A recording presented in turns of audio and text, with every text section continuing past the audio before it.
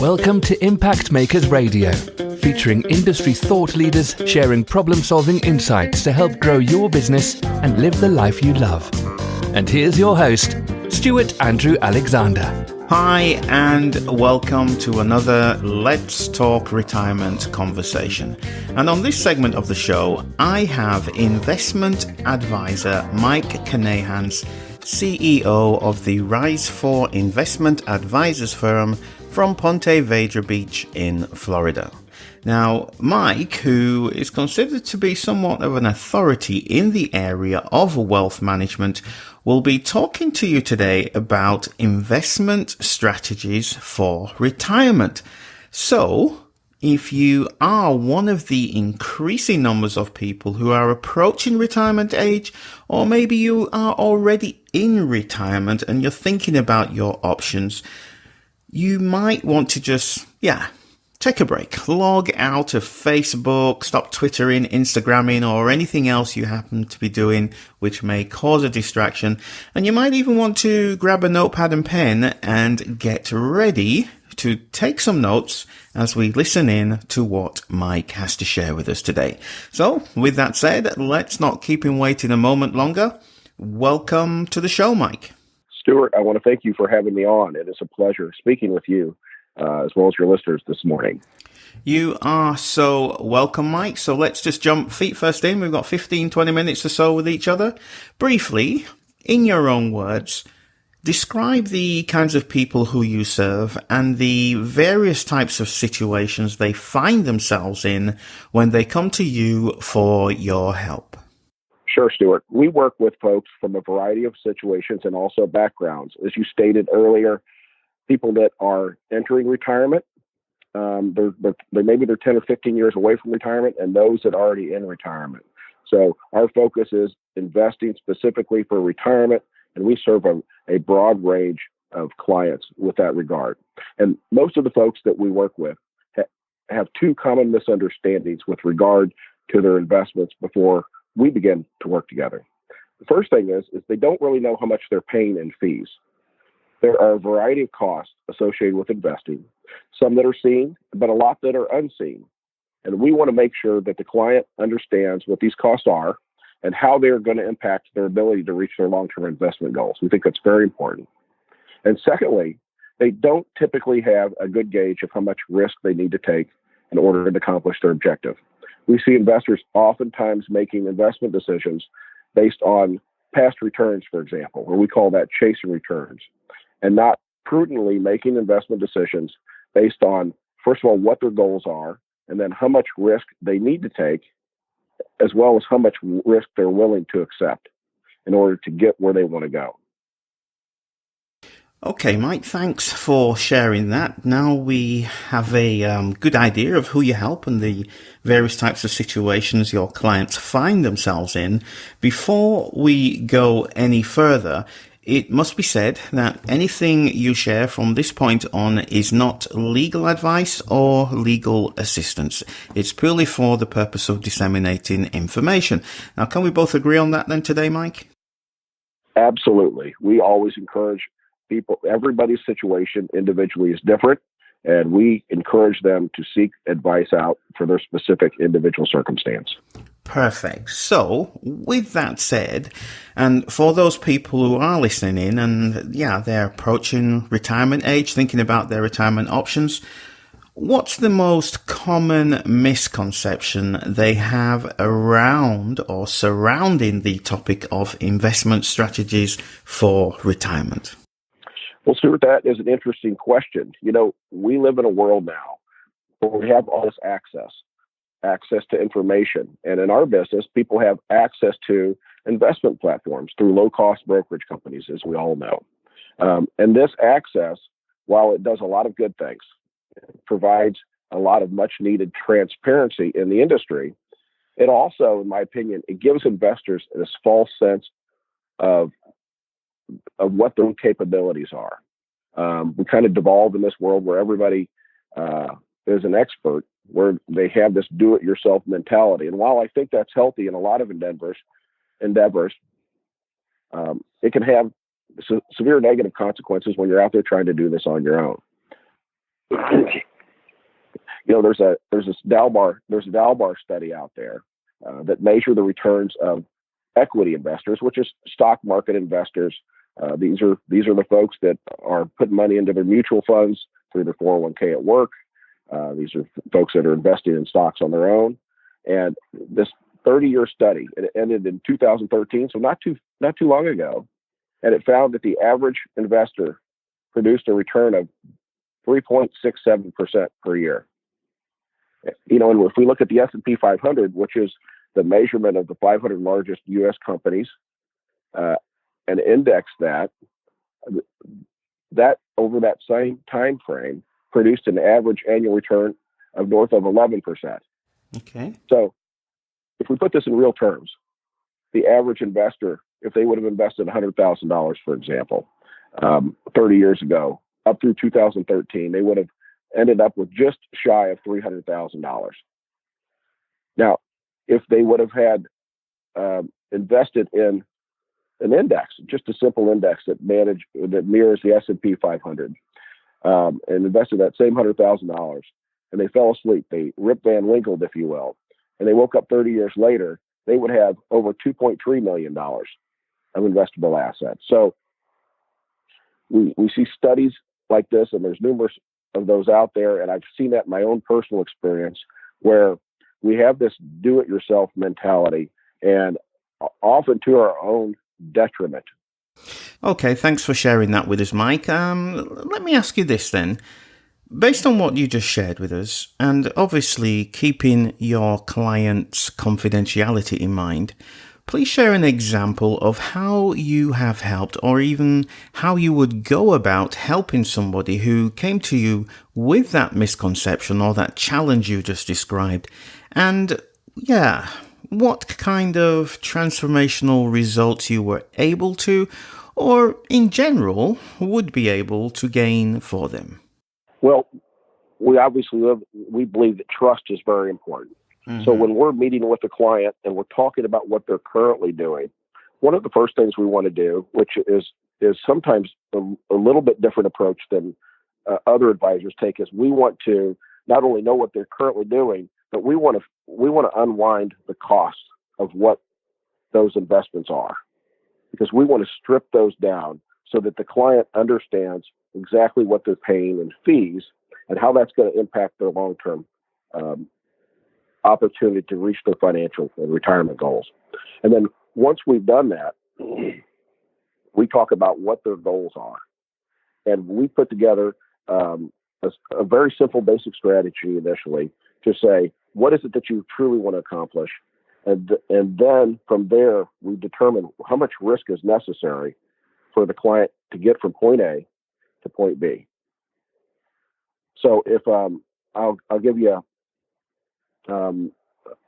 maybe one example that I'm thinking off of the top of my head. Okay. We've got I just recently worked with a new client.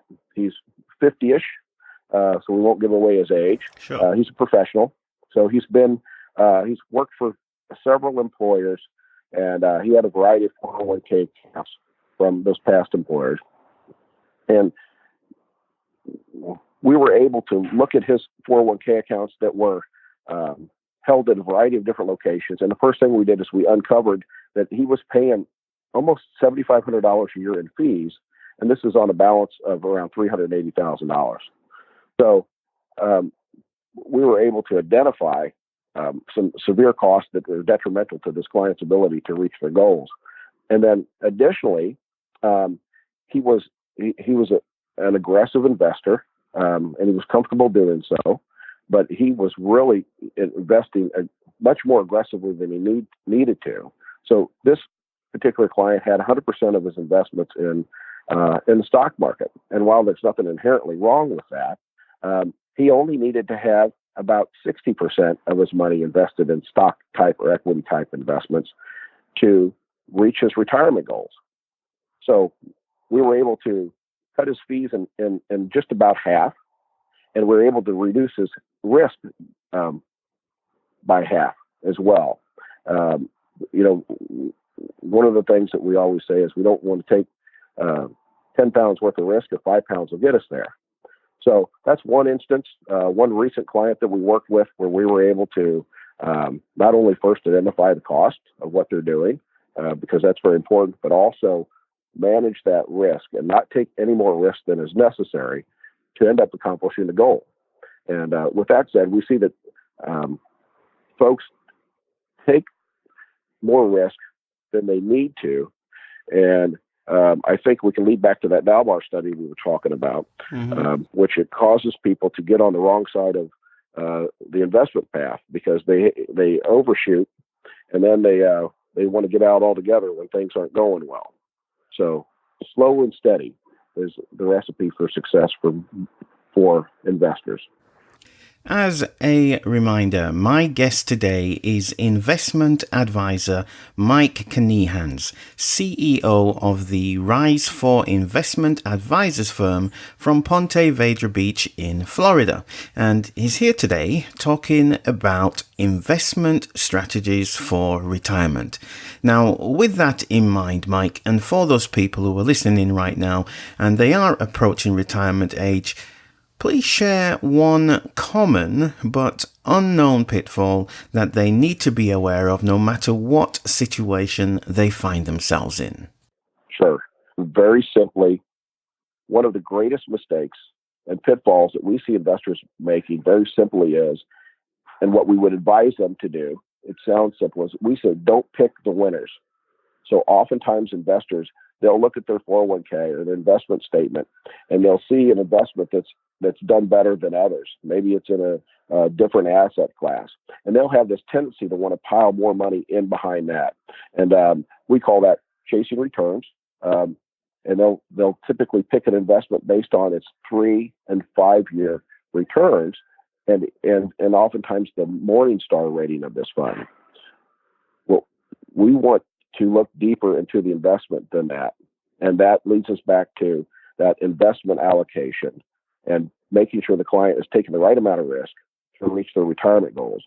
And what we know historically is those investments that have that are in the top 20 or 25% in the last 3 to 5 years, almost invariably, Stewart, they're at the bottom 25% going forward. So it makes it incredibly challenging for investors to have success in that way. When you think about all of the people who you have helped to achieve their retirement goals, on a deep down personal level, Mike, what does it give you and how does it actually make you feel? You know, Stewart, I've been fortunate enough to be in the business long enough to actually see clients' goals come to fruition. So we've been in it, 16 plus years, almost 2 decades under our belt. So I've had the opportunity and the experience to work with clients who thought their financial retirement goals were a million miles away, that they weren't going to be able to accomplish them, and to see them through a disciplined approach, and I think through our assistance, reach that goal to where they're able to accomplish that. So I would say being able to work through those multiple market cycles with the client and help them achieve what they want, what they had set out to achieve, that it brings us tremendous satisfaction. And frankly, it's why we're in the business.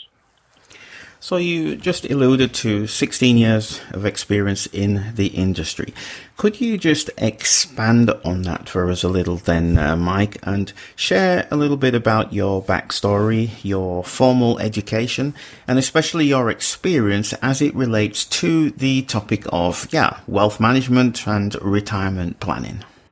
Sure, absolutely. Well, I have my bachelor's degree in economics. That's from a long time ago. But I've always had an interest in finance and investing, and I've had the privilege of working for some of the country's most prestigious and largest wealth management firms. Did all that before I founded Ponte Vedra Wealth Management. So we are a fee-only firm, and that's something that folks can Google I think it sets us apart because we don't accept commissions or third-party incentive fees, and even more importantly than that, we act as fiduciaries, which is the highest ethical and legal standard on behalf of our clients. Mm-hmm. And lastly, Stewart, I think something it's important when folks are looking at who's going to help them manage their money. We encourage people to not only seek out a fiduciary, but we manage money in-house. We're direct investment managers, and that distinguishes our firm and others that do that as well, because frankly, a lot of investment firms do not do that. They sub out or third party out that investment management. Right. So, yeah, that makes a huge difference then, doesn't it, in the outcome? Well, it does from a couple points of view. One, it helps reduce the cost, which we've talked about a lot during our visit. Mm-hmm. And it also puts the client we want to keep the client as close to their money as possible. And the farther we get them away from it, the less that we found they're willing and able to stick with the plan. If they don't know what investments they hold, it's harder for them to understand the process, what we're wanting to accomplish, and to them, it's just a fund. So we want our clients to know completely what the costs and the fees are, and also what individual investments that they're holding in their portfolio, and how that relates to what they want to accomplish. Okay, Mike, you've shared lots of great insights today, so I really thank you very much for that. Now, for those people who are listening in right now, and for the people who will be listening in the future, what final thoughts would you like to leave them with before we close out with our last question for today? We briefly touched about all the access that we have to information, and I would encourage folks, just because we have that ability, don't feel like you have to go it alone. There are a lot of good advisors out there that can help you get to where you want to go. And in seeking that person out that's going to help you with your investments, I would encourage them so don't be afraid to ask questions. I'm surprised at how few questions that we're asked when we're being considered to manage folks' money. And we want to make sure that we put everything out there out front so they understand everything. But I would encourage folks to, one, don't feel like you have to go it alone. And two, when you're seeking that person out that's going to help you with your investments and your finances, don't be hesitant to ask them questions and get as deep as you can, because after all, it's your money. So, Mike, when you think about that, what you just said, that you wished people would ask you more questions, can you briefly, off the top of your head, just share, let's say, 2 to 3 questions that you wish a prospective client would ask you? Sure. I'll give you several. One thing that you should ask right up front are, what are your costs? What are your costs as an advisor? And surprisingly enough, Stewart, clients do not ask that question. And I don't really have a gauge or the barometer of why they don't. Maybe there's some intimidation there. But not only ask what the costs of the advisor are, but what are the investment costs? And some other good questions would be what securities will you use to construct my portfolio? And then how is the advisor, are you going to determine what my investment allocation would be? Those are 4 good questions right there. There's a number of them that I think would be appropriate and great for clients to ask. But I would go to that advisor that you're going to meet with and trust with your investments, and have a list of 6 to 10 questions that fall within that framework, so that you can walk away and make a good educated decision about who you're going to trust with your investments. And one additional thing is, we have a fiduciary oath. It's on our website. Folks can go there and download it and use it to present to advisors. It's a very simple 1-page piece of paper, but we sign it for our clients. But it very simply says that we're going to put your interest ahead of our own in one sentence. And that's something that you can present to these advisors that you're meeting with, and you're asking these good questions. So you're trying to figure out who do I trust with my investments and my finances? And this will give you an indication of, I guess, for lack of a better word, of how serious they are about what they do. Well, we do try our best to bridge the communication gap between consumers and professionals like yourself. And I think after listening to you today, Mike, we have certainly achieved that objective. So thank you so much for sharing those great insights. Those are fantastic questions to ask. So let me ask you this then, Mike. If there is somebody who, even after listening to so many great insights today, who wants to know more about investment strategies for their retirement, what would be the best way for them to get in touch with you? Well, Stewart, first I want to thank you for having me on. You've been an extremely gracious host, and a great, easy way to get in touch with us is simply go to our website, which you can reach us at RiseFore Invest.com, and that is RiseFore Invest.com. That's a great way for people to learn a little bit more about us and what we do, and they can contact us directly from our website. Okay, Mike, unfortunately, we are out of time. I just have a feeling that we're beginning to just scrape the tip of the iceberg with the amount of insights that you could share with us today. However, we do have to go. So with that said, let me just remind everybody again, we have been listening to investment advisor Mike Knehans. Thank you so much for sharing so generously with us today, Mike. You have certainly demonstrated that you are a true educator, advocate, and trustworthy advisor for your clients' success. So thank you, Mike. Thank you, Stewart. I appreciate you having me on today. Have a great day. You are so welcome, my friend. And I'd also just like to take a moment to say a big thank you to you. Yes, the listener. You may find yourself in that position where you're thinking about retirement, you're in retirement. I sure hope that you have been able to gain something of value today. I'm sure you have.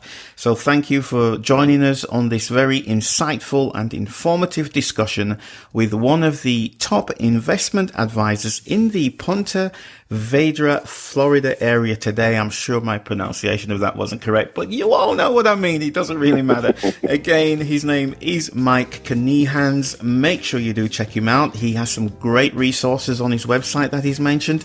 Have a look at those. In any case, whatever you do decide to do after listening to Mike today, I'm sure that you're going to be in a good place to get started. So that's it for today, folks. Again, my name is Stewart Andrew Alexander, and we'll be back shortly with some more leading retirement professionals in this, our series of Let's Talk Retirement Conversations. So, until then, take care, have a great day, and we'll talk real soon. Thank you for tuning in to Impact Makers Radio. To listen to all past, present and future industry thought leaders and trendsetters, visit us at impactmakersradio.com.